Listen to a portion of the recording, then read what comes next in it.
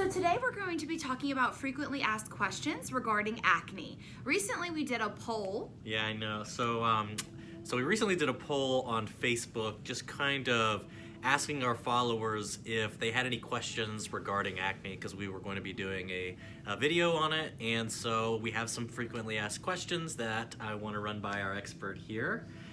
So first off, let's start off on general. What is acne? Okay. So acne is actually going to be a disease that is going to be abundance of skin cells that build up with the oil, sometimes the makeup or the dirt in the skin, and then that's going to cause comedones. So those are comedones that are oxidized or non-oxidized, and oxidized ones are considered blackheads pretty much. Non-oxidized, little white bumps that get along that look like blackheads but don't actually have that black tip on them. Then we also have things that are papules, pustules. Pustules tend to be more of the whiteheads that we know with the bacteria in them. So those are just kind of common different ones. There's also cystic acne too. Different ways to treat each one, trying to figure out exactly how to control those skin cells. We'll talk a little bit more of the questions on how to control acne. So there are different types of acne. Can they be treated similarly, or are they completely different? I wouldn't say completely different. I mean, ideally what we're trying to do is we're trying to control the skin cell buildup, the keratin buildup, which is what builds those skin cells, also the oil production in the skin. And then also if you control those, then it's not clogging up that pore leading to bacteria. And so you really want to start as soon as you can with those types of things. That's why it's preventing the higher ones. But once we get into more of the bacteria and the cystic ones, they are treated a little bit differently than just basic blackheads and comedones. So I think the key is finding the root of the cause of the acne is, right? 100%. So can you go over some of the top causes of acne? Yeah, so there's many different reasons. It can be genetics. I mean, so just from the pore size, the overabundance of oil in the skin. The larger the pores, the more oil you're going to produce. It can also be from the thickness in the skin. Some skin tones and genetics have a little bit thicker of skin, and then you also can have hormonal acne. You can have which can go from teens, it can go from adults. What else is out there? Those are like main causes of acne, really, truly. So a lot. A lot, yeah. And that's the hardest part is, myself, I thought one fix for acne. Oh, I go get a facial, my acne is going to be done. Right. You're never done with acne. Oh, I'm no. 30 years old, still fighting acne to this day. Well, apparently other people are still suffering with it as well, because we did get a few questions. So one of the questions that we had was, just because you have acne, does that mean your face is not clean? Because I know that's kind of, you think acne, you think dirty. Yes. Not always. Dirt doesn't normally clog up the pores. It's more so of those skin cells and the oil production that truly clogs that. Obviously, if you have excess dirt and sweat on the skin, and then you have like makeup and stuff like that, that's gonna kind of cause it to even be worse. But no, that does not mean, that some people think if I wash my skin 4 times a day that I'm not going to have that. It depends on what you're washing with. Are you getting rid of those skin cells? Are you controlling that oil? Are you drying out the skin with too much, products? And then you're going to produce more oil because your skin thinks it's dry. Yeah, that's the hard part. I was thinking sometimes you go too much. Correct. Yep. And so it's finding that balance, and that's where someone like me comes into play, helping you figure out your skin. My skin is so acne prone and so breakout prone from starting in like March, April time frame, going until about October, and then my skin completely changes from October until March. It's ridiculous. Like I'm like a dry old lady at that point. So it's just figuring out your skin and how to take care of it. Sure.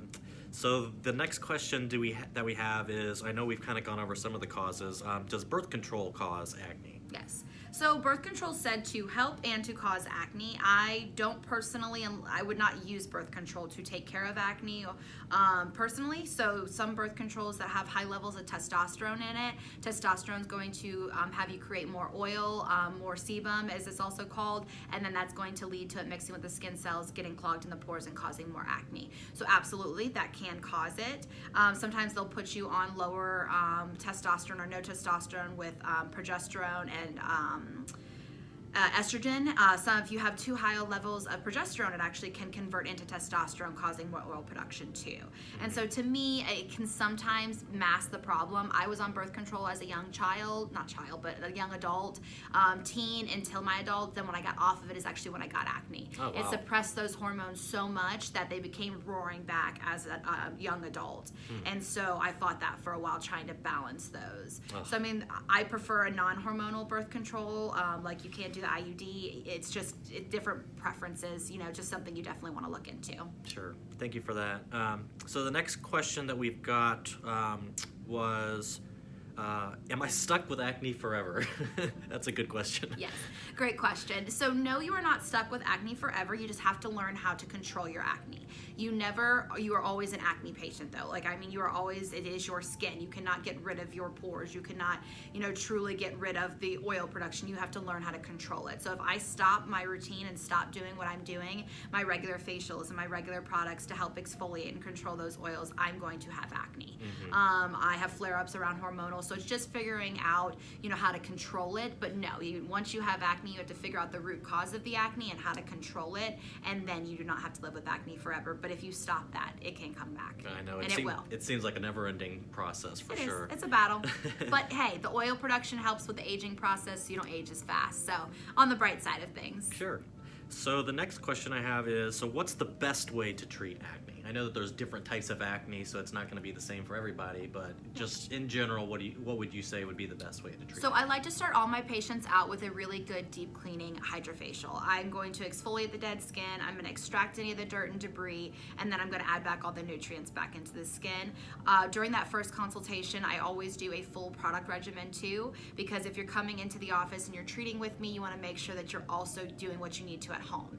I almost compare it like going to the dentist. You can't go to the dentist twice a year and not go home and brush your teeth every single day. You're undoing what they're doing, and you're going to end up causing bacteria growth and things like that. Same thing for the skin.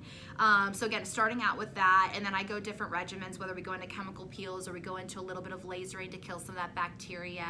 Sometimes I'll even refer out to a dermatologist. I work very close with some dermatologists that I can refer you to if we need stronger topicals, prescriptions, or things like that. So it's just finding the root cause and figuring out what's causing that the acne. And I know myself, I've done a few of those hydrofacials, and they definitely clean out the pores for sure. It makes you feel nice and clean afterwards. You do, yes. So the last question I have for you is, so what is the best way to prevent acne? Yes, so that is the best way, if you can prevent, those skin cells from building up, you can prevent the oil production, and, you're really making sure that you're cleansing regularly, exfoliating regularly, controlling that oil and not overdoing it again, then that's the best way to control it. Regular facials are going to be a great way to control it. Again, just finding that trigger of what's causing the acne is going to be the best way to control it, starting early too. If you're starting to get acne, and especially teens, moms out there helping those teens, it's not a rite of passage to have acne. It's only going to get worse if you don't control it. And then that leads to, we'll do another video here soon on acne scarring, on how to prevent that, because that is brutal. It's a scar and they're deep. Yep. And so we really want to talk about how to prevent from scarring too. So that's why it's the earlier you can catch it, the better that it's going to be for you. Yeah, I know. I struggle with acne scarring myself, and I know a lot of our followers do as well. So I can't wait for you to discuss that one. But that is the only questions that I have for you today. If y'all have any additional questions, feel free to write us, and we'll get the expert to answer them for you. And until then, yeah, let me know if you guys need anything. I'm always here for you to answer any questions. I'll talk to you soon.